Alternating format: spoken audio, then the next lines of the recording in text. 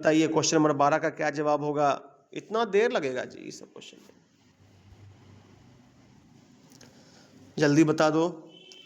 10 centimetre आपका देखिए यहाँ पर ये कर्ण की लंबाई कितनी दी हुई है, 10 सेंटीमीटर है। कर्ण क्या होता है, समकोण त्रिभुज है। समकोण त्रिभुज क्या होता है, वैसा त्रिभुज जिसका कोई एक कोण 90 डिग्री का हो।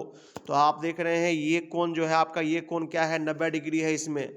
तो 90 डिग्री के सामने की जो भुजा होती है, अपोजिट में जो भुजा होती है उसको कर्ण कहते हैं, ठीक है। और आपका बाकी जो दो भुजा है वो कोई भी आधार या कोई भी लंब बन सकता है, वो थीटा पर डिपेंड करता है। समझ गए बात को।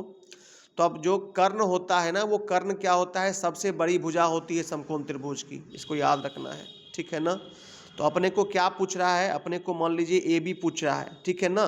तो अगर हमको मान लीजिए ए बी की लंबाई निकालनी है तो हम लोग के पास पाइथागोरस थ्योरम आप लोग सब आदमी पढ़े होंगे। क्या होता है सर, तो कर्ण का वर्ग माइनस, मान लीजिए अगर हम लोग बीसी को लंब लेकर के चलते हैं तो कर्ण का वर्ग माइनस लंब का वर्ग, यानी 10 दसाई 100 हो गया और अंठी अंठी 64 हो गया, ठीक है। तो 100 में से 64 आपका चला गया, रूट अंडर 36 हो गया। 36 का वर्गमूल क्या होगा, 6 होगा सर, यानी कि 6 क्या हो गया, इसका सही जवाब हो गया। बोलिए समझ में आया, समझ में आया, फिर समझाएं। एक बार और से रिपीट कीजिएगा सर। हाँ ठीक है। देखिए पाइथागोरस थ्योरम क्या कहता है, पाइथागोरस थ्योरम कहता है कि कर्ण का जो वर्ग होता है वो लंब के वर्ग और आधार के वर्ग के योगफल के बराबर होता है। आप लोग पढ़े होंगे 10th में या 9th में, H square equals to P square जोड़ बी स्क्वायर, यही कंसेप्ट इसमें मैंने लगाया है, ठीक है। अब H square equals to P square जोड़ बी स्क्वायर होता है। एच का मान कितना दिया हुआ है, 10 दिया हुआ है। एच माने हाइपोटेनियस, हाइपोटेनियस, ठीक है। एच फॉर हाइपोटेनियस जिसको कर्ण बोलते हैं, पी फॉर परपेंडिकुलर जिसको लंब बोलते हैं, और बी फॉर बेस जिसको आधार बोलते हैं, ठीक है।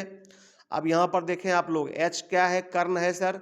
तो कर्ण का वर्ग यानी 10 दसाई 100 हो गया सर। 100 बराबर, अभी पी मान लेते हैं, मान लीजिए बीसी को, तो कितना दिया हुआ है ये सर, ये मान लीजिए 8 दे रखा है अपने लोग को, तो अंठी अंठी 64, ठीक है, प्लस बी स्क्वायर।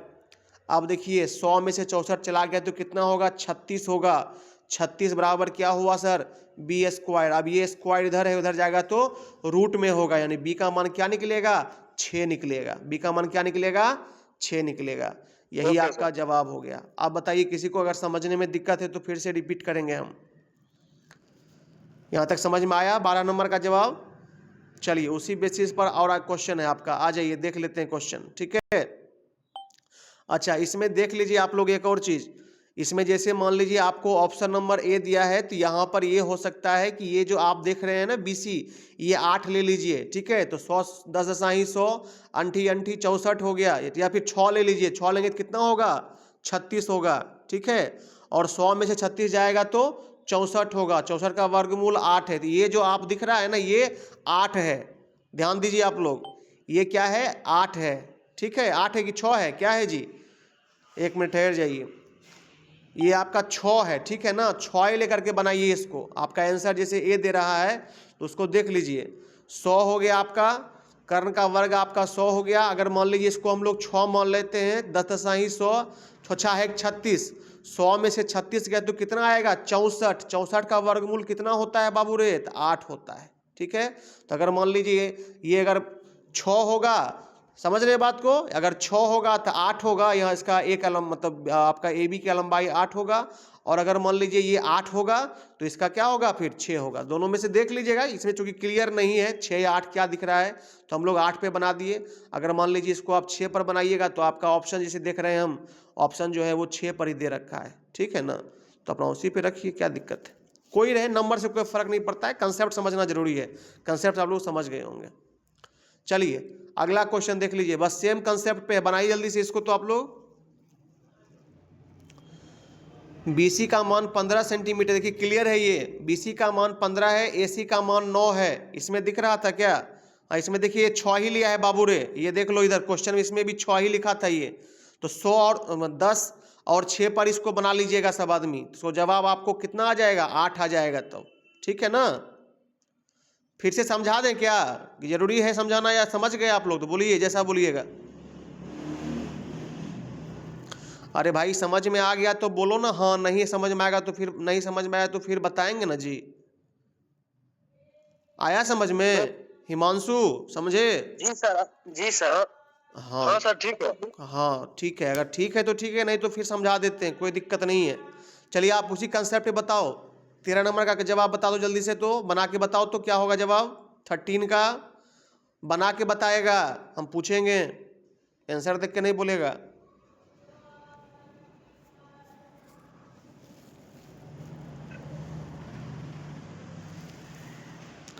देखिए इसमें भी क्या किया है इसने, कर्ण की लंबाई दे दिया है और मान लीजिए लंब की लंबाई दे दिया है आपको 9 सेंटीमीटर। पूछा क्या, ए बी की लंबाई, आधार क्या होगा, जल्दी बता दो। सेम कंसेप्ट है, अभी जैसे बनाए हो वैसे ही बनेगा क्वेश्चन, जल्दी बता दो।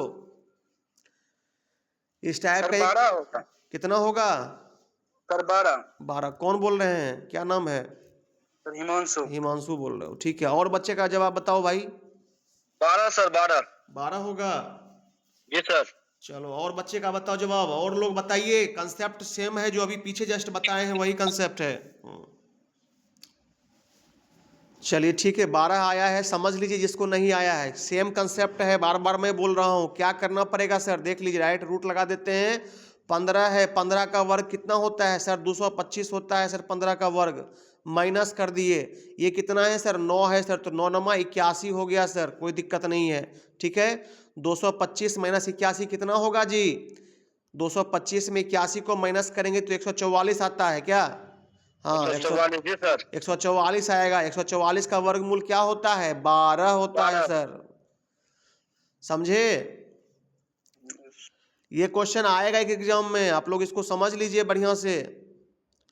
चलिए देखिए क्वेश्चन फिर आ गया। देखिए क्वेश्चन क्या कहता है, भुजा AC का मान क्या होगा? अभी आपसे AC पूछ रहा है, AC का मतलब कर्ण पूछ रहा है, ठीक है। AB दे दिया है आपको, AB कितना दिया है देख लीजिए, ये 7 आपको दे रखा है और BC जो है ये 5 दे रखा है आपको। आपको कर्ण की लंबाई पूछ रहा है, जल्दी बता दो क्या होगा। कर्ण कैसे निकालिएगा? रूट अंडर लंब का स्क्वायर जोड़ आधार का स्क्वायर, रूट अंडर परपेंडिकुलर का स्क्वायर जोड़ बेस का स्क्वायर लगा देना है आपको।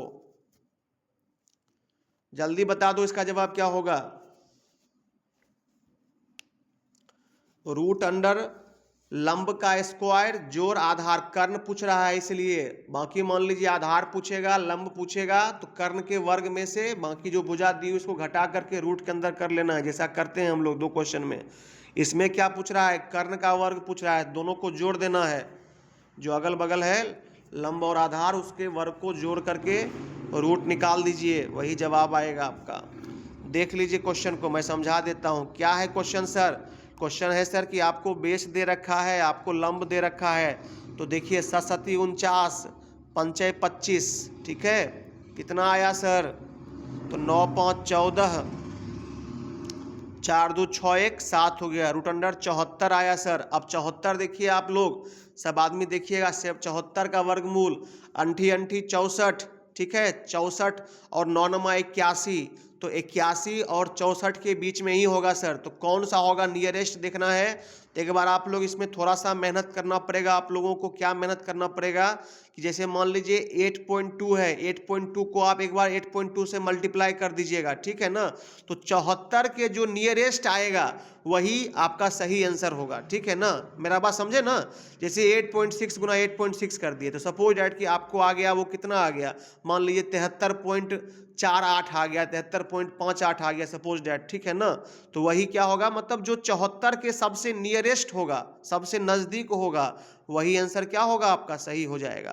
तो जैसा इसमें देख लीजिए आपका बी नंबर दिखा रहा है, तो 8.6 को आप लोग मल्टीप्लाई करके देख लेना, वो 74 के बिल्कुल करीब होगा, ठीक है। तो वही जवाब क्या हो जाएगा आपका, सही हो जाएगा।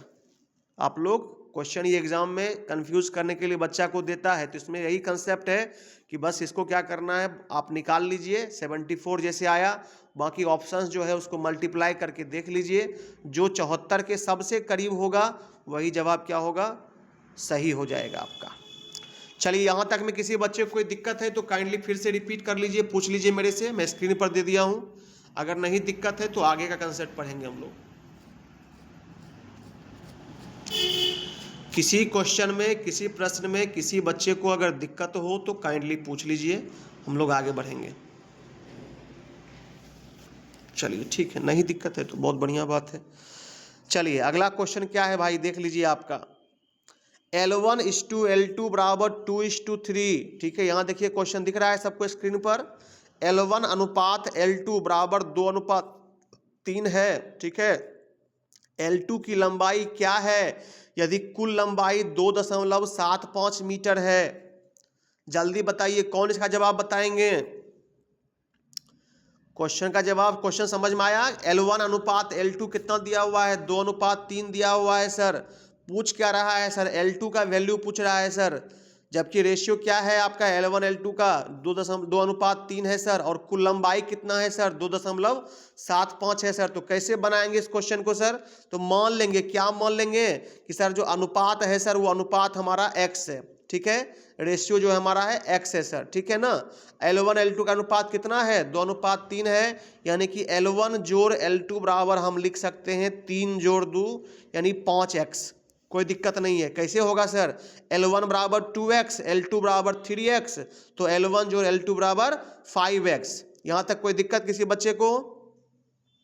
चलिए ये हो गया। अब 5x जो है वो किसके बराबर में होगा सर? चूंकि L1 जोड़ L2 बराबर पूरा लंबाई हुआ उसका, है ना, तो L1 जोड़ L2 बराबर कितना होगा सर? 2.75 होगा सर, यानी 5x बराबर कितना होगा सर? 2.75 होगा सर। कोई दिक्कत नहीं है इसमें। ठीक है, अब क्या करेंगे सर? इसको काट लेंगे तो 55 से देखिए कट जाएगा आपको। ठीक है, तो x का मान क्या आएगा? x का मान आएगा 0.55। 0.55 कैसे होगा सर? तो देखिए 55 से काटे, यहाँ पॉइंट भी तो है। ठीक है, अगर इसका मान लीजिए आप डेसिमल उड़ाते हैं तो नीचे में 100 आएगा ना जी, तो 55/100, तो 55/100 मतलब 0.55। अब 0.55 हुआ तो हमको किसका लंबाई पूछा सर? L2 का लंबाई पूछा। तो L2 का अनुपात कितना है? तो 3 है सर। तो क्या करेंगे?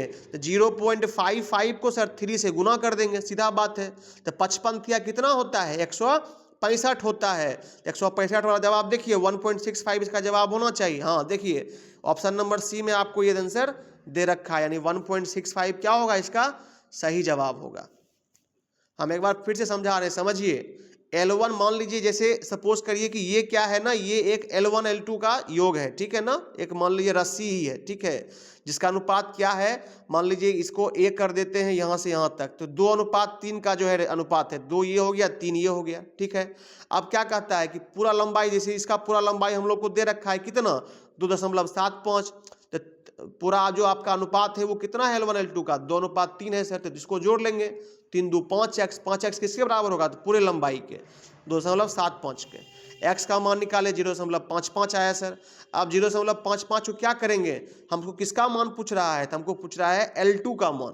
तो L2 कितना है? 3 है, तो 0.55 गुना 3 कर दिए, तो 55 165, और पॉइंट वाला जो है उसको हम लोग ये करेंगे तो आपका 1.65 हो जाएगा। चलिए यहाँ तक समझ में आया कि और बताना पड़ेगा सर? चलिए ठीक है, समझ लिए होंगे आप लोग। अब एक क्वेश्चन आइए, एक मैकेनिक 64 मशीन को असेंबल करने में कितना दिन लेता है यदि वह 3 दिनों में 8 मशीन को असेंबल कर लेता है? बनाओ जी तुम लोग इस क्वेश्चन को, जल्दी से बना के बताओ हमको। तो बहुत ईजी क्वेश्चन है। 8 मशीन को असेंबल करने में वह 3 दिन लेता है, तो 64 मशीन को असेंबल करने में कितना दिन लेगा जी? तो क्या करेंगे इसमें सर? मशीन को एक साथ कर दीजिए सर। तो 8 मशीन बराबर कितना दिन? तो 3 दिन। तो एक मशीन बराबर कितना दिन? तो 3/8 दिन। तो 64 मशीन बराबर 3/8 गुना 64, अंठी अंठी 64, यानी 8 तिहाई 24 दिन सर। यहाँ तक कोई दिक्कत तो बोलो बाबू। इसको एक मिनट सर, बताइए। इसको सर डायरेक्ट भी कर सकते हैं जैसे एकदम क्वेश्चन से ही? एकदम कर सकते हैं। 64 मशीन है, 64 मशीन को पूछ रहा है कि असेंबल करने में कितना दिन लेगा, जबकि 8 मशीन को असेंबल करने में 3 दिन लेता है। तो 8 मशीन बराबर 3 दिन, एक मशीन बराबर 3/8, 64 मशीन बराबर 3/8 गुना 64, 8 अंठी 64, 8 तिया 24 दिन हो गया। और क्या, ओके सर, कोई दिक्कत नहीं है। एक एक नियम सब लोग पढ़े होंगे, एक एक नियम का ये क्वेश्चन था आपका। चलिए क्वेश्चन नंबर 17 आ गया। छोटे गियर का आरपीएम क्या होगा यदि 180 मिलीमीटर व्यास वाला मेष 60 mm व्यास गियर के साथ और बड़ा गियर 60 आरपीएम बनाता है? क्वेश्चन देख लीजिए।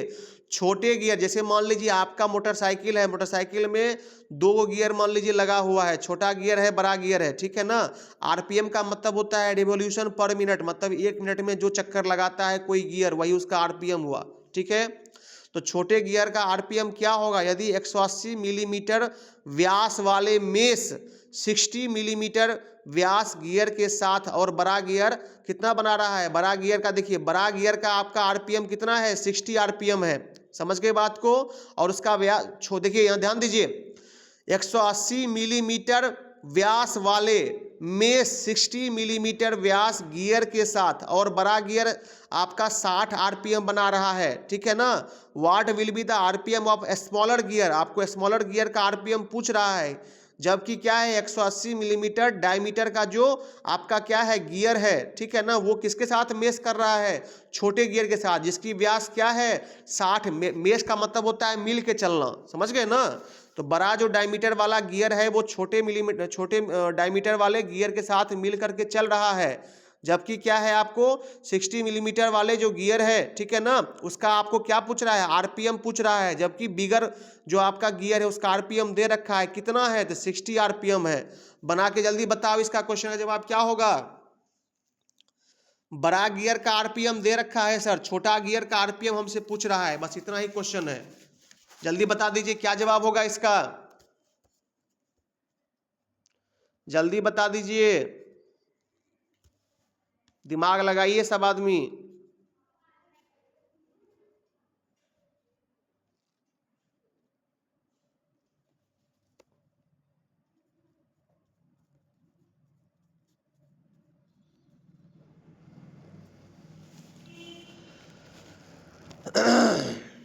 किससे बना, किसी से बना कि नहीं बना, सर आप ही बता दीजिए। हम ही बता दें, कोई बात नहीं है, हम ही बता देते हैं। देखिए इसमें क्या करना पड़ेगा सर, करना ये पड़ेगा आपको कि आप देख लीजिए इसमें क्या है, जो डायमीटर है D1 इंटू D2 बराबर R1 इंटू R2 कर देते हैं हम लोग, और कोई दिक्कत नहीं है इसमें, समझ गए।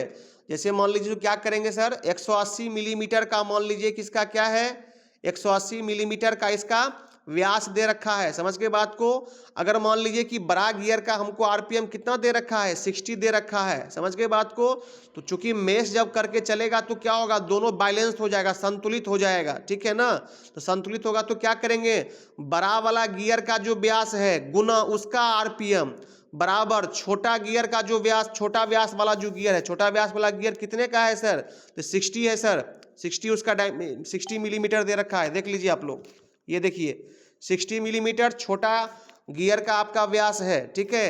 बड़ा गियर का व्यास कितना है, 180 मिलीमीटर है। अच्छा, बड़ा गियर का आरपीएम कितना है, तो 60 आरपीएम है बड़ा गियर का। तो छोटा गियर का आरपीएम पूछ रहा है हमसे, तो हम क्या कर देंगे, बड़ा वाला जो गियर है उसका 180 मिलीमीटर व्यास हो गया, गुना उसका आरपीएम कितना है, तो 60 है, तो गुना 60 कर दिए, किसके बराबर में हो गया, तो 60 जो है वो आपका क्या है, छोटे गियर का व्यास है 60 mm, 60 लिख दिए, गुना उसका आरपीएम हमको नहीं पता है तो एक्स मान लिए, 180 गुना 60 बराबर 60 गुना एक्स। क्या करेंगे सर, 180 गुना 60 बराबर 60 गुना एक्स। अब देखिए 60 से 60 कट गया, एक्स का मान क्या आया, 180। देखिए 180 आरपीएम आपका जवाब हो गया। फिर समझा रहे हैं, समझ लीजिए कैसे निकालते हैं ऐसे क्वेश्चंस का जवाब। तो हम लोग यह करते हैं कि जो बड़ा वाला गियर है उसका व्यास गुना उसका आरपीएम, ठीक है ना। तो 180 गुना 60 हो गया, बराबर क्या करेंगे सर, बराबर करेंगे कि जो छोटा गियर का व्यास है कितना है, तो 60 है, गुना उसका आरपीएम। तो बस उसको मल्टीप्लाई करके, जैसे देखिए 180 गुना 60 बराबर क्या कर दिए, 60 गुना एक्स कर दिए, 60 कट गया, एक्स का मान कितना हमारा आया, 180 आ गया। तो यही क्या होगा, आरपीएम होगा, किसका, छोटे वाले गियर का। पूछिए अगर कुछ पूछना है तो इसमें, किसी बच्चे को इसमें दिक्कत है तो फिर से पूछिए, हम आप लोग को समय दे रहे हैं, टाइम दे रहे हैं पूछने के लिए, पूछिए। कंसेप्ट क्या है इसमें, बस वही कंसेप्ट है, बड़ा व्यास गुना उसका आरपीएम बराबर छोटा व्यास गुना उसका आरपीएम, बस यही कंसेप्ट है और कुछ नहीं है, सिंपल। चलिए अगला क्वेश्चन बढ़ते हैं। देखिए एक तांबा है, एक what is the percentage of copper if the casting weight of copper and teen. मान लीजिए कॉपर और टीन को मिला करके हम एक मटेरियल बनाए, समझ गए बात को। तो उसमें क्या पूछ रहा है अपने से, परसेंटेज ऑफ कॉपर पूछ रहा है कि कॉपर उसमें कितना परसेंटेज है। जबकि आपका देख लीजिए कुल वजन कितना हो गया, तांबा का देखिए, तांबा का वजन 42.3 kg है और टीन का वजन कितना है जी, 2.7 kg है। तो हमसे पूछा क्या कि तांबा का कुल परसेंटेज क्या है, ये जल्दी बता दीजिए, बता दो बाबू, थोड़ा दिमाग लगा लो इसमें। क्या करना है अपने को, जैसे पहले हम लोग क्या करेंगे, पहले पूरा जो हम लोग का तांबा और टीन को मिला करके जो मिश्र धातु बनेगा, क्या बनता है, तांबा और टीन को ऐड करते हैं तो कांसा बनता है, ठीक है ना। तो कांसा जो है कितना वजन होगा सर टोटल, तो 42.3 और जोड़ 2.7 हो जाएगा सर, ठीक है। तो कितना हो गया, 7 3 10, 42 2 44 1, 42 44 1 45 हो गया, मतलब 45 kg आपका टोटल क्या हुआ, वजन हो गया, ठीक है। उसमें से तांबा कितना है, 42.3 किलो है, बस परसेंटेज निकाल दीजिए इसका।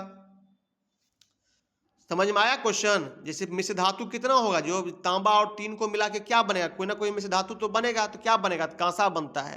तो टोटल जो है उसका वजन कितना होगा, मान लीजिए ए मान लेते हैं वजन को, तो 42.3 आज जोड़ क्या होगा 2.7 हो जाएगा, तो कितना होगा 45 किलो हो जाएगा वजन। अब 45 किलो में जो है टोटल वजन हो गया, तो 42.3 उसमें क्या है, तांबा है। तो तांबा का परसेंटेज पूछ रहा है, तो क्या करेंगे उसको बनाने के लिए, तो 42.3 गुना, ध्यान दीजिए 42.3 गुना 100 अब बटा कुल वजन कितना, तो 45। इसको कैलकुलेशन करिए आप लोग, 42.3 गुने 100 अब बटे 45, जल्दी करिए। तो परसेंटेज हम लोग इसी तरह से निकालते हैं। जैसे किसी बच्चा को मान लीजिए 10 नंबर में 2 नंबर आया, परसेंटेज कैसे निकालेंगे, तो 2 गुना 100 बटा 10, यही कंसेप्ट होता है। तब यहां पर देख लीजिए आप लोग, तांबा का पूछ रहा है, तांबा का वेट कितना है 42.3 किलो है, तो 42.3 किलो गुना 100 बटा 45, जल्दी जवाब बताइए कितना आया आपको, 42.3 गुना 100 बटा 45 कितना आया, जल्दी बताओ।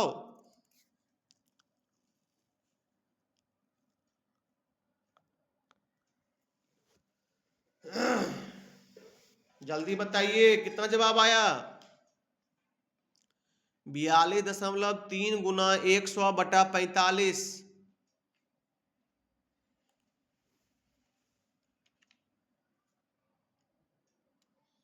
अभी तक जवाब नहीं आया है। 42.3 गुना 100 भागा 45।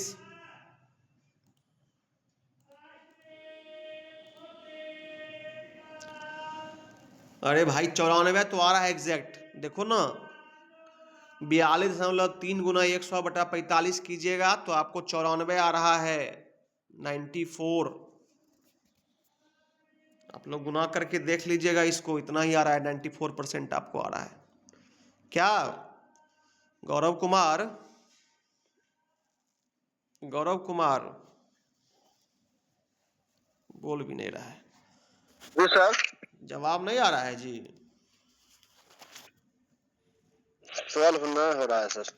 अरे 42.3 गुना 100 बटा 45 तो करना, इसमें करना क्या है जी, 42.3 का मान लो हम दशमलव उड़ा देते हैं तो कितना आएगा, नीचे में 10 आ जाएगा, ठीक ना, आ गया सर, आ गया सर, 94 आया ना। जी सर। तो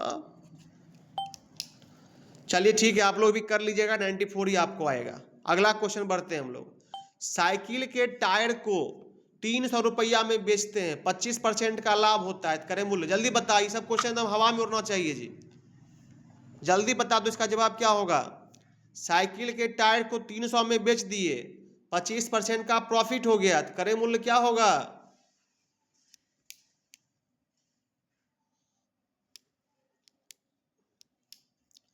आप लोग इसका ट्रिक बता देते हैं हम, ये लोग इस सब क्वेश्चन ट्रिक से बनाया कि जल्दी बनेगा। देखिए 25% का लाभ है ना, सो क्या करेंगे 25/100 लिख सकते हैं सर, कोई दिक्कत नहीं है। तो 25 इकाई 25, 25 चौका 100, समझ गए। तो चूंकि जब लाभ हो रहा है तो नीचे वाला जो होता है ना वो रेशियो में आपका क्रय मूल्य हो गया, ऊपर वाला जैसे 1 हो गया ये आपका लाभ हो गया, समझ में आ गया बात। तो विक्रय मूल्य यहाँ पर है, तो विक्रय मूल्य बराबर क्या होता है, क्रय मूल्य जोड़ लाभ होता है। यानी 4 जोड़े कितना होगा 5 होगा, तो 5 रेशियो बराबर कितना, तो 300 रुपया। तो 1 रेशियो बराबर कितना, तो 60 रुपया बराबर कितना होगा 60 रुपया। इसको काटिएगा ना जी, 60 25 300 से कट जाएगा। तो पूछा क्या हमसे, क्रय मूल्य पूछा, तो 60 रेशियो निकला, आर बराबर कितना निकला हमको 60 निकला। सीपी कितना है रेशियो में, 4 रेशियो है, तो 60 गुना 4 यानी 240 आपका जवाब हो गया। ये ट्रिक है, आप लोग सीखे होंगे, नहीं सीखे होंगे सीख लीजिए। क्या है 25% का लाभ है, तो 25/100, तो 25 चौका 100 हो गया। तो यहाँ पर ये सब में देखो, जब भी हम लोग परसेंटेज को हम लोग रेशियो में कन्वर्ट करते हैं ना, तो क्वेश्चन थोड़ा हम लोग के लिए इजी हो जाता है। तो इसको जनरली हम लोग सीपी को, परसेंटेज को, ठीक है ना, एसआई सीआई को, ये सब हम लोग रेशियो पर ही बना देते हैं सब क्वेश्चंस को, ठीक है ना। तो देखिए 25 इकाई 25, 25 चौका 100 हुआ, तो 4 क्या हुआ सर यहाँ पर सीपी अपना क्रय मूल्य हो गया। अब 1 क्या हो गया हमारा, 1 जो है हमारा प्रॉफिट हो गया, लाभ हो गया, या हानि होता तो हानि हो जाता, समझ गए। तो विक्रय मूल्य क्या होता है, विक्रय मूल्य होता है क्रय मूल्य जोड़ लाभ होता है। तो 4 जोड़ 1 5 रेशियो, तो 5 रेशियो किसके बराबर में होगा, 300 हम बेचे हैं 300 के बराबर। तो आर बराबर कितना हुआ 60 हो गया। अब 60 हो गया तो हमसे पूछ क्या रहा है, हमसे पूछ रहा है क्रय मूल्य का मान। क्रय मूल्य कितना है 4 रेशियो है, क्रय मूल्य कितना है 4 रेशियो है। तो 60 गुना 4 यानी 240 रुपीज, ठीक है, ये जवाब हो गया आपका। बाकी और आप लोग अपना देख सकते हैं कि कैसे बनाएं इसको, बहुत तरीका है सॉल्व करने का ये सब क्वेश्चंस को।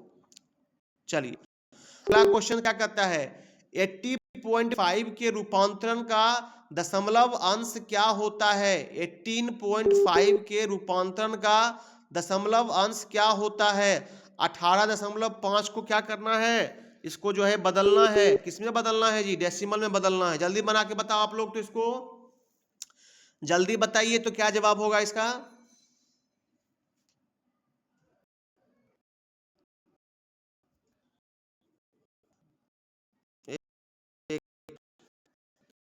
चलिए 0.5 के रूपांतरण का दशमलव क्या होगा।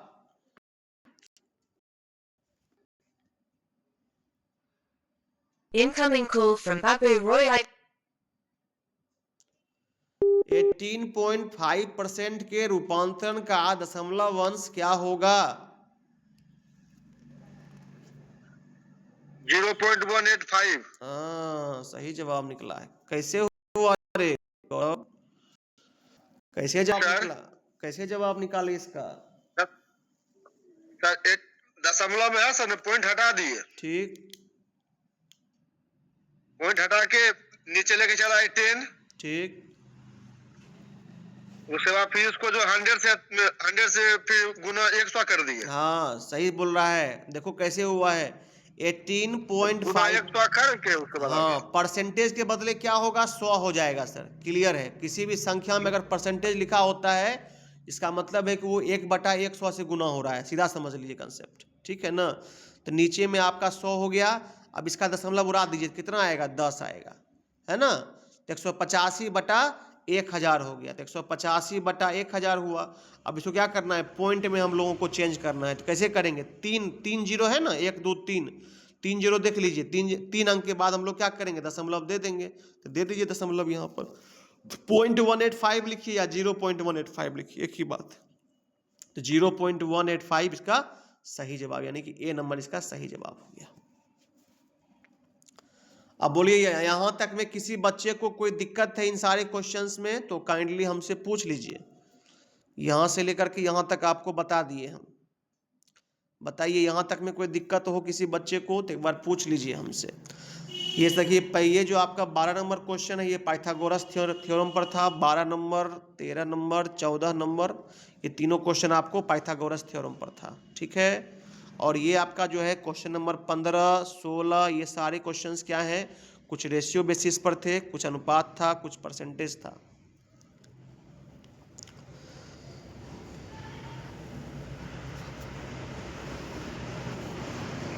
एक हाँ बाबू, हेलो सर। हाँ बाबू बोलिए ना।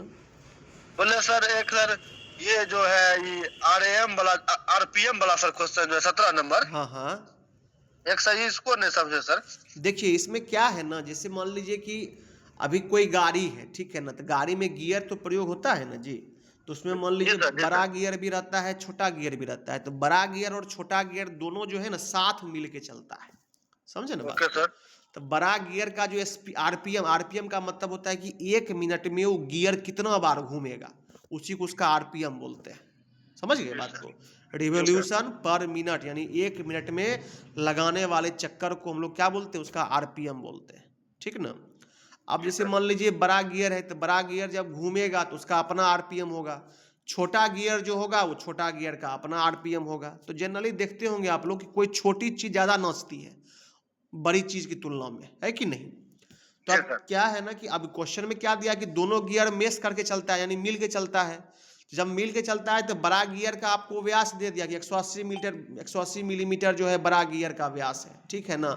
और उसका जो आरपीएम आपको दिया वो 60 दे दिया, ठीक। अच्छा, पूछा क्या हमसे, पूछा हमसे कि छोटा गियर का आपको व्यास दे दिया, अब पूछा उसका आरपीएम बताओ। तो ये भी क्वेश्चन समझिए रेशियो बेसिस पर ही है, समझ गए बात को। तो हम लोग क्या करते हैं इसमें, जो बड़ा गियर का व्यास है गुना उसका आरपीएम बराबर छोटा गियर का जो व्यास है गुना उसका आरपीएम। कंसेप्ट बस यही है, बड़ा गियर ओके। का व्यास गुना उसका आरपीएम बराबर छोटा गियर का व्यास गुना उसका आरपीएम, ठीक है ना। Okay sir. बस इतना कर दीजिए, जो आएगा वही जवाब आपका हो जाएगा। ठीक है सर, ठीक है सर। चलिए भैया यहाँ तक हो गया, ठीक है ना। अब अगला कंसेप्ट बढ़ रहे हैं हम लोग, नेक्स्ट टॉपिक की तरफ चल रहे हैं हम लोग, ठीक है। बहुत इंपॉर्टेंट है, 1-2 क्वेश्चन आपको इससे 100% देखने को मिल जाएगा भाई साहब, ठीक है। इसलिए इसको अच्छे से समझ लीजिएगा। देखिए चैप्टर का नाम है क्या है, metals, types of ferrous, non ferrous, introduction of iron and cast iron, ठीक है ना। मतलब समझिए कि ये आपका धातु अधातु आप लोग पढ़े होंगे 10th क्लास में आई थिंक। तो उसी का थोड़ा सा विस्तृत रूप है ये, हम लोग इसको समझते चलेंगे क्वेश्चन के माध्यम से। क्वेश्चन में आप लोग कॉपी कलम एकदम खोल के रखिएगा इसमें, क्योंकि बहुत सारी चीज़ें आपको नया नया जानने को मिलेगा इसमें। चलिए पहला क्वेश्चन चलते हैं, इनमें से कौन सा अधातु है। अधातु किसे कहते हैं, धातु किसे कहते हैं। तो धातु क्या होता है, धातु वह पदार्थ है जिसमें निम्नांकित गुण होता है। कौन कौन सा गुण होता है, पहला है कि वह सुचालक होता है। सबसे पहला कंसेप्ट है कि वो क्या होता है, सुचालक होता है, ठीक है। सुचालक किसका होता है, विद्युत का भी सुचालक होता है, उष्मा का भी सुचालक होता है, समझ गए बात को। दूसरा क्या होता है, वो आघात वर्धनीय होता है। आघात वर्धनीय का मतलब क्या होता है, मतलब आप धातु का चदरा पीट सकते हैं। जैसे मान लीजिए आप देखते होंगे कि लोहे का टीना का चादर होता है ना जी, तो आप जो है उसको चदरा के रूप में पीट सकते हैं। फिर होता है कि धातु जो है वो तन्य होता है। तन्य किसे कहते हैं, तो जब किसी धातु का आप तार खींच सकते हैं तो उसको हम लोग तन्य बोलते हैं। जैसे आप देखते होंगे घर में तांबा का तार रहता है, एल्युमिनियम का तार रहता है। अगर मान लीजिए कि धातु का तार हम लोग नहीं खींच सकते तो क्या एल्युमिनियम और तांबे के तार को हम लोग बना पाते, नहीं बना पाते, समझ गए बात को। तो धातु क्या होते हैं, आघात वर्धनीय होते हैं। धातु क्या होते हैं, तन्य होते हैं, ठीक है ना। उसके बाद धातु का गलनांक, गलनांक का मतलब जिस टेम्परेचर पर कोई भी चीज़ ठोस अवस्था से द्रव अवस्था में परिणत होने लगता है, बदलने लगता है, उसे उसका गलनांक कहते हैं, समझ गए बात को। तो धातु का जो गलनांक होता है वह क्या होता है, जनरली उच्च होता है, समझ में आ रही है बातें। तो ये सारी क्वालिटीज किसकी होती है, धातु की होती है। अब जस्ट इसका विपरीत हो जाएगा तो क्या होगा, अधातु हो जाएगा, है ना। तो अब जैसे आपसे क्वेश्चन में पूछा कि बताइए इनमें से कौन सा अधातु है, तो पारा सबको पता है कि धातु है। पारा ही एकमात्र ऐसा धातु है जो क्या होता है, द्रव अवस्था में पाया जाता है। तो अपवाद होता है, जनरली आपके धातु जितने भी होते हैं वो सभी क्या होते हैं, ठोस अवस्था में पाए जाते हैं। लेकिन पारा जो है वो अपवाद होता है जो कि आपको द्रव अवस्था में पाया जाता है। तो एकदम अच्छे से इसको याद रखिएगा, ठीक है।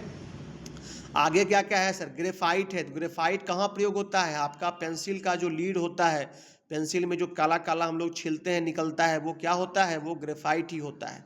तो ग्रेफाइट क्या है, यहाँ पर अधातु है। बाकी तब पीतल क्या होता है, तो पीतल को बनाने के लिए हम लोग पीतल का बर्तन यूज़ करते हैं ना जी, या पीतल का मान लीजिए क्या बोला जाए, लोटा होता है, लोटकी होता है, जो पूजा पाठ में भी लोग यूज़ करता है, ठीक है ना।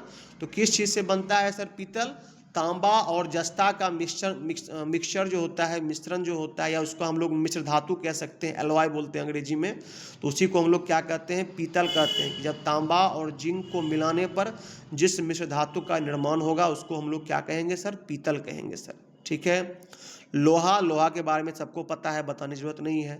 तो लोहा भी धातु है, पीतल भी मान लीजिए मिश्र धातु हो गया, पारा भी क्या है, धातु है, लेकिन ग्रेफाइट क्या है, अधातु है। इसका जवाब क्या हो जाएगा, ग्रेफाइट हो जाएगा। चलिए यहाँ तक में किसी बच्चे को कोई दिक्कत तो पूछ लीजिए। आगे बढ़ गए क्वेश्चन नंबर 2 पर हम लोग। तो पहला क्वेश्चन का जवाब क्या हो गया बाबू रे, पहला क्वेश्चन का जवाब हो गया ग्रेफाइट। अगला क्वेश्चन, इनमें से किस धातु में प्रमुख सामग्री के रूप में लोहा होता है। देखिए लोहा किस धातु में होता है, तो जितने भी आपके लौह धातु होते हैं उन सब में क्या मिलता है, लोहा मिलता है। जैसे सर लोहा हो गया, निकल हो गया, क्रोमियम हो गया, ये सब क्या है, लौह धातु के अंतर्गत आते हैं। जिस धातु में लोहा होगा वह क्या है, लौह धातु है। जिस धातु में लोहा नहीं है उसको क्या कहेंगे, अलौह धातु कहेंगे। Ferrous material, non ferrous material, समझ गए बात को। फेरस मटेरियल क्या होगा, जिसमें लोहा होगा उसको फेरस मटेरियल बोलेंगे, जिसमें लोहा नहीं होगा उसको नॉन फेरस मटेरियल बोलेंगे। सिंपल कंसेप्ट है। चलिए तो इसमें से किस धातु में प्रमुख सामग्री के रूप में लोहा होता है, तो पीतल है। तो पीतल अभी जस्ट पढ़ा दिया आपको, कॉपर जिंक से बनता है पीतल, तो इसमें तो लोहा नहीं है, कॉपर जस्ता जिसको बोलते हैं। कांसा है, तो कांसा सबको पता होगा, तांबा और टीन को मिलाने से कांसा बनता है। कांसा का मान लीजिए लोटा, फुलहा लोटा होता है, आप लोग देखते थे, हम लोग के दादाजी लोग यूज़ करते थे कांसा का लोटा वगैरह, ठीक है, पानी उनी पीने के लिए, है ना। फिर है आपका जिंक, जिंक तो सब लोग जान ही रहे हैं, जस्ता जिसको बोलते हैं, तो यह भी नहीं होगा सर। लौह धातु यानी फेरस मटेरियल, तो बिल्कुल जिस धातु में लोहा होता है उसको क्या बोलते हैं, लौह धातु बोलते हैं। तो यही आपका फेरस मटेरियल क्या होगा, सही जवाब हो जाएगा। चलिए इस दोनों क्वेश्चन में कोई दिक्कत हो तो प्लीज बोल दीजिए एक बार। कोई दिक्कत नहीं है, आगे बढ़ते हैं। उस धातु का क्या नाम है जिसमें लोहा नहीं होता है, पूछ ही दिया, देख लीजिए आप लोग, ठीक है। तो क्या क्या है ऑप्शन में है, लौह धातु, अलौह धातु, नॉन फेरस मटेरियल्स, आप लोग देख लीजिए। ऑप्शन नंबर बी में आपको दे रखा है, क्या दे रखा है, अलौह धातु यानी कि नॉन फेरस मटेरियल। तो याद रखना है, जिस धातु में लोहा नहीं होता है उसको क्या बोलते हैं सर, उसको सर अलौह धातु या फिर नॉन फेरस मटेरियल बोलते हैं।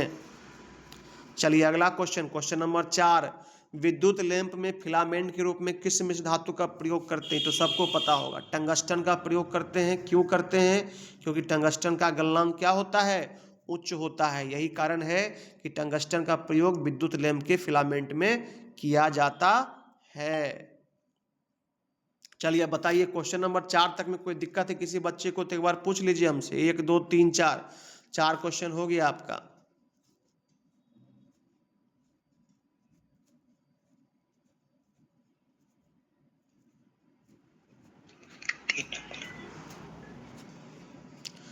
किसी बच्चे को अगर कोई दिक्कत हो 1 से लेकर के 4 तक में तो प्लीज पूछ लीजिए। Incoming call from Babu Roy identified by Truecaller. 3 number sir. 3 number, देखिए जिस धातु में लोहा होता है उसको क्या बोलते हैं, जिस धातु में लोहा होता है उसको हम लोग लौह धातु या फिर फेरस मटेरियल्स कहते हैं, ठीक है। और जिस धातु में लोहा नहीं होता है उसको क्या बोलते हैं, तो उसको अलौह धातु यानी कि नॉन फेरस मटेरियल्स बोलते हैं। लोहा का अंश होना चाहिए, मतलब क्या, लोहे जैसा गुण। लोहा में क्या होता है, जंग लगता है। लोहा क्या होता है, चुंबक को आकर्षित करता है। लोहा क्या करता है, लोहा विद्युत और ऊष्मा का सुचालक होता है, समझ रहे हैं बात को। तो उसका अंश अगर रहेगा तो लौह धातु है, नहीं रहेगा तो अलौह धातु है, सीधा बात है। अब तांबा मान लीजिए पीतल है, तो पीतल में तो कॉपर और तांबा और जिंक रहता है, लोहा तो नहीं रहता है, तो हम लोग उसको अलौह धातु ही बोलेंगे, ऑब्वियस सी बात है। तांबा थोड़ी ना लोहा हो सकता है, तांबा हो गया, एल्यूमिनियम हो गया, जस्ता हो गया, ये सब क्या है, ये सब अलौह धातु के अंतर्गत आता है। क्यों भाई, क्योंकि इसमें लोहा जैसा गुण नहीं होता है सर, इसलिए अलौह धातु है।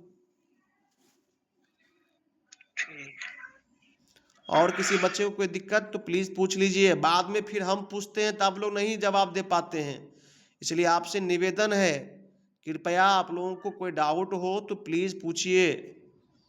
अभी कहिएगा आ गया सर, बाद में कहेंगे सर समझ भी नहीं किए सर, ऐसा मत किया कीजिए, अच्छा नहीं लगता है। कोई मान लीजिए 1 to 5 क्लास में नहीं पढ़ रहे हैं, सब आदमी 10th किए होंगे, कोई ऑनर्स कर रहे होंगे, कोई ऑनर्स कर चुके होंगे, सब मैच्योर्ड आदमी है यहाँ। चलिए आगे बढ़ते हैं भाई। लीजिए क्वेश्चन आ गया, पीतल में कौन कौन सा धातु मिल के बनेगा भाई, तो अभी जस्ट पढ़ा चुके हैं आपको हम, कॉपर और जिंक, ठीक है, समझ गए बात को। कॉपर जस्ता मिलाइए, पीतल बनाइए, बहुत इंपॉर्टेंट है, एग्जाम में दबा के क्वेश्चन पूछता है, खूब पूछता है ये क्वेश्चन, समझ गए बात को, इसलिए इसको अच्छे से जो है समझ लीजिए। कॉपर और जस्ता यानी कॉपर और जिंक को मिलाने से पीतल बनता है, एकदम इंपॉर्टेंट है ये, खूब पूछता है क्वेश्चन एग्जाम में, आपको कंपटीशन में भी मिल जाएगा ये क्वेश्चन।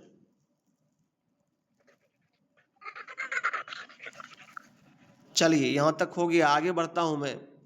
कौन सा कच्चा लोहा वेल्ड नहीं कह सकता है, आप समझिए।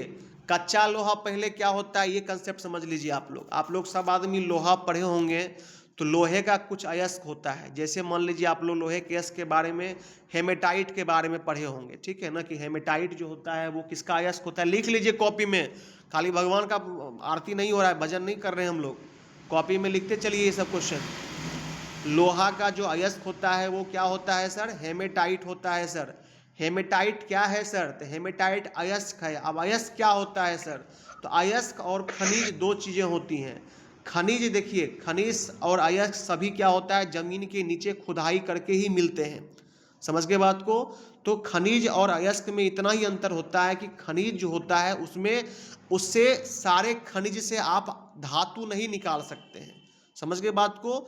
लेकिन अयस्क भी क्या है, खनिज ही है, लेकिन अयस्क से धातु निकाले जा सकते हैं। मैं रिपीट कर रहा हूं, सारे खनिज से धातु नहीं निकाला जा सकता है, लेकिन अयस्क से धातु निकालते हैं, ठीक है। और अयस्क भी क्या है, खनिज ही है। अब है कि सर अयस्क से धातु निकालते हैं तो सबों का तो अपना अपना अयस्क होगा, तो बिल्कुल होगा। तो क्या है सर, जैसे मान लीजिए अभी मैंने क्या बोला, लोहा बोला, तो लोहा का क्या होता है, हेमेटाइट, मैग्नेटाइट, लिमोनाइट, साइडेराइट, बहुत सारा होता है आपका लोहे का अयस्क, समझ गए बात को। इसके अलावा मान लीजिए एल्यूमिनियम की बात करेंगे, तो एल्यूमिनियम में क्या होता है, बॉक्साइट अयस्क होता है, समझ गए बात को। तो इसको क्या होता है, जमीन से खोद करके हम लोग निकालते हैं, और उसके बाद जैसे मान लीजिए हेमेटाइट हुआ, तो हेमेटाइट को हम लोग जब जमीन से खोद के निकालते हैं तो स्वाभाविक सी बात है उसमें बहुत सारी गंदगी होती होगी, उसमें कीचड़ लगा हुआ होगा, उसमें मिट्टी होगा, बालू होगा, ढेर सारे मान लीजिए ऐसे क्या बोलते हैं, चुंबकीय अशुद्धियां होंगी, जिसको मान लीजिए साफ करना पड़ता होगा, है ना। तो हम लोग क्या करते हैं, जब क्या होता है, जब हम लोग हेमेटाइट को जमीन के नीचे से निकालते हैं, तो फिर उसको तोड़ करके बढ़िया से हम लोग क्या करते हैं, उसका सांद्र नहीं किया जा सकता। क्या हुआ जी, कौन है, म्यूट करके रहो, ठीक है। समझिए बात को, क्या करते हैं हम लोग, हेमेटाइट को जमीन से निकालते हैं, उसको तोड़ करके, तोड़ने के बाद क्या होगा सर, तो तोड़ने के बाद जो है हम लोग उसका सांद्रण करते हैं। सांद्रण किसे कहते हैं सर, सांद्रण में होता है कि हेमेटाइट अयस्क को साफ करना, उसके लिए उसको पानी से धोते हैं, समझ गए बात को। या फिर क्या करते हैं, चुंबकीय पृथक्करण करते हैं उसका हम लोग, समझ गए बात को। भर्जन करते हैं, निस्तापन करते हैं, ये सारी प्रक्रियाएं हैं जिसके द्वारा हम लोग क्या करते हैं, उसको अच्छे से साफ सुथरा कर लेते हैं। उसके बाद क्या करते हैं, उसको वात्या भट्ठी होता है, वात्या भट्ठी जिसको इंग्लिश में क्या बोलते हैं, ब्लास्ट फर्नेस। उस ब्लास्ट फर्नेस में हम लोग क्या करते हैं, उसको डाल देते हैं, और उसके साथ में हम लोग क्या करते हैं, कोक मतलब कार्बन का जो अयस्क, कार्बन का आप लोग पढ़े होंगे अपरूप, ठीक है ना, रवादार अपरूप, बेरवादार अपरूप पढ़े होंगे आप लोग 9th या 10th क्लास में आई थिंक, ठीक है ना। तो जो कोक होता है वो अपरूप है कार्बन का, उसको, और चूना पत्थर मतलब कैल्शियम कार्बोनेट CaCO3, समझ गए बात को। उस दोनों को मिला करके हम लोग क्या करते हैं, वात्या भट्ठी में डाल देते हैं, ठीक है। अब क्या करता है, दोनों का अपना अपना काम है। कोक क्या करेगा, कोक में जो कार्बन होता है वो क्या करेगा, तो वो जो हेमेटाइट अयस्क में ऑक्सीडाइज्ड इंप्यूरिटीज होती है, मतलब जो ऑक्सीकृत होने वाली अशुद्धियां होती है, वो क्या होगा, वो कार्बन के साथ मिलकर के कार्बन मोनोऑक्साइड बना करके गैस में उड़ जाएगा। और जो CaCO3 होता है यानी कैल्शियम कार्बोनेट जो होता है, जिसको चूना पत्थर बोलते हैं, वो क्या करता है, तो वो जितना भी गंदा होता है हेमेटाइट अयस्क के अंदर, उन सबको क्या करता है, समझिए कि ऊपर से छान लेता है, ठीक है। छानने के बाद क्या होता है, छानने के बाद जो है वो स्लैग के रूप में या धातु मल के रूप में जो है ऊपर में तैरते रहता है। जब भट्टी में वो क्या समझिए लोहा पूरा पिघल गया तो उसके ऊपर क्या होगा कि ये जो आपका स्लैग या धातु मल होता है वो ऊपर में तैरते रहता है। समझ गए बात को? तो उसको हम लोग क्या करते हैं, चैम्बर बना हुआ होता है वात्या भट्टी में, ठीक है ना, तो उसको अलग चैम्बर से पास आउट कर लेते हैं, मतलब निकाल लेते हैं, और जो पिघला हुआ लोहा होता है उसको अलग चैम्बर से हम लोग बाहर कर लेते हैं। तो चूंकि वो क्या होगा, वो पूरा लिक्विड स्टेज में होता है, कच्चा अवस्था में, मतलब पिघला हुआ सा रहता है। उसको क्या करते हैं, बड़ा बड़ा बर्तन में आप लोग निकालते हैं, निकाल करके जो लोहा हमको उस समय मिलता है वही लोहा क्या होता है, हमारा कच्चा लोहा होता है। इतना समझ में आया? कच्चा लोहा क्या होता है? कच्चा लोहा जो हम लोग सर वात्या भट्टी से, ब्लास्ट फर्नेस से निकालते हैं सर, वो लोहा क्या है, हमारा कच्चा लोहा है सर, ठीक है। जैसे कच्चा लोहा क्या क्या चीज बनता है, आपके घर में चापाकल होगा, चापाकल का बॉडी देख लीजिए आप, बॉडी जो होता है वो कमजोर होता है, बहुत कमजोर होता है। सब देखिए दोना में बनता है, ढेर सारा चापाकल का बॉडी, आप जाइएगा दोना में देखने के लिए तो वहां पर है इसका पिघलाने वाला, ठीक है ना, भट्टी लगा हुआ है, तो वहां से वो लोग ये सब चीज बन करके आपको आता है। देखिए 2 हथौड़ी मारने पर समझिए कि जो लोहा क्रैक हो जाए, टूट जाए, समझिए वो कच्चा लोहा है, कमजोर लोहा है। क्यों कमजोर होता है? कमजोर इसलिए होता है क्योंकि उसमें कार्बन का परसेंटेज ज्यादा होता है, यही कारण है कि वो कच्चा होता है, मतलब कच्चा लोहा होता है और कमजोर होता है, भंगुर होता है। समझ गए बात को? तो उसको निकालने के लिए हम लोग क्या करते हैं, उसको निकालने के लिए हम लोग किस फर्नेस का प्रयोग करते हैं, वात्या भट्टी का। एकदम याद रखिए, बहुत इंपॉर्टेंट ये क्वेश्चन है। कच्चा लोहा को निकालने के लिए हम लोग किस भट्टी का प्रयोग करते हैं, वात्या भट्टी बोले तो सही है, ब्लास्ट फर्नेस बोले तो सही है, ठीक है, दोनों एक ही होता है। अब आगे आइए, अब कच्चा लोहा तो मिल गया, लेकिन कच्चा लोहा सर अभी जस्ट आप समझाए, कच्चा लोहा तो बहुत कमजोर होता है, अब उसको तो मजबूती देना पड़ेगा। तो उसके लिए क्या करते हैं, तो कच्चा लोहा को थोड़ा सा रिफाइन करते हैं, शुद्ध करते हैं। तो शुद्ध करने के लिए किस भट्टी का प्रयोग करेंगे सर, तो उसको ले जाएंगे क्यूपला भट्टी में। कौन सा फर्नेस होता है जल्दी बताओ, क्यूपला फर्नेस। समझ के बात को?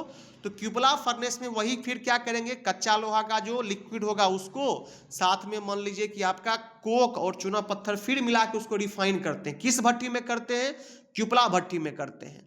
तो क्यूपला भट्टी में जब वो रिफाइन होकर के निकलेगा तब मिलेगा हम लोगों को ढलवा लोहा, यानी कि कास्ट आयरन। समझ गए बात को? यहां तक में किसी बच्चे को कोई दिक्कत है तो पूछ लीजिए। यहां पर देखिए ये जो है ना, ये ढलवा लोहा, कच्चा लोहा लिख दिया है, कच्चा नहीं होगा, यहां पर हम इसको करेक्ट कर देते हैं। यहां पर क्या होगा, यहां पर ढलवा हो जाएगा, ये ढलवा का है, ठीक है।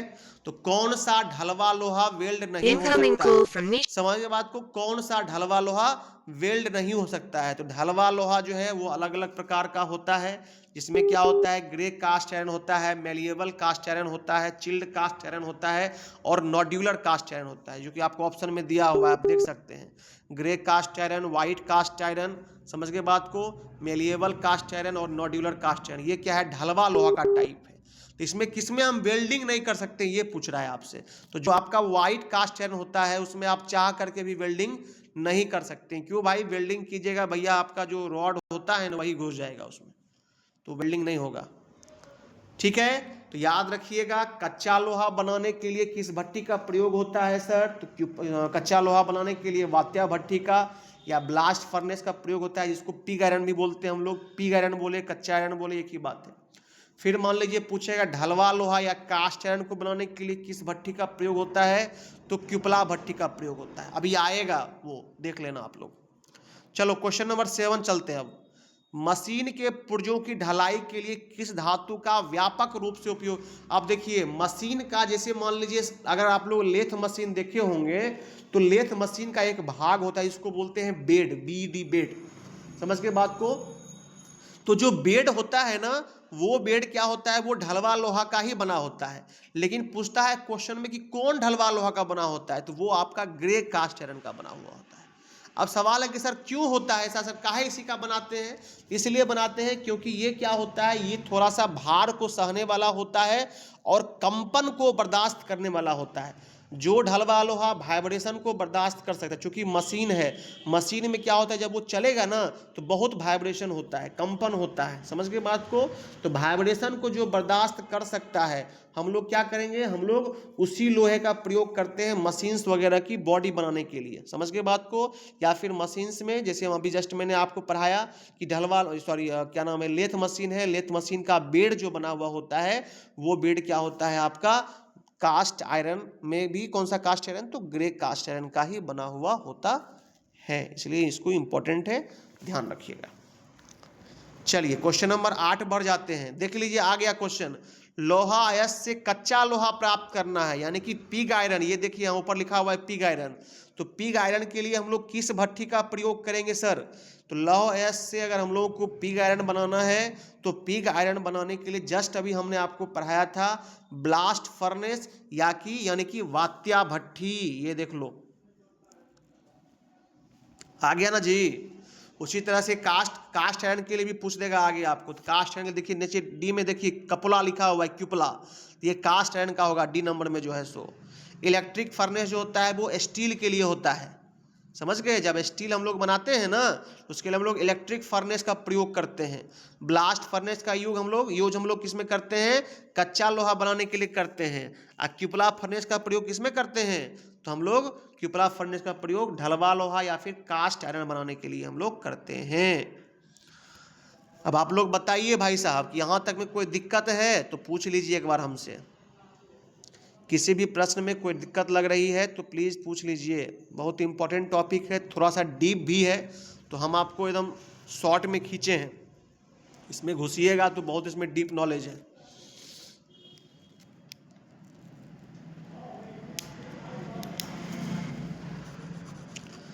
किसी बच्चे को कोई दिक्कत है इसमें तो काइंडली हमसे पूछ लीजिए।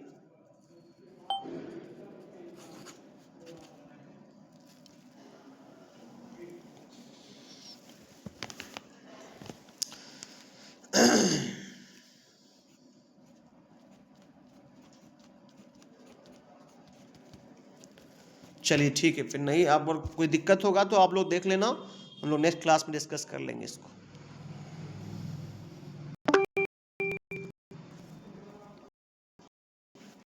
अटेंडेंस बना लीजिए सर, अटेंडेंस बना लीजिए राजा सर सबका।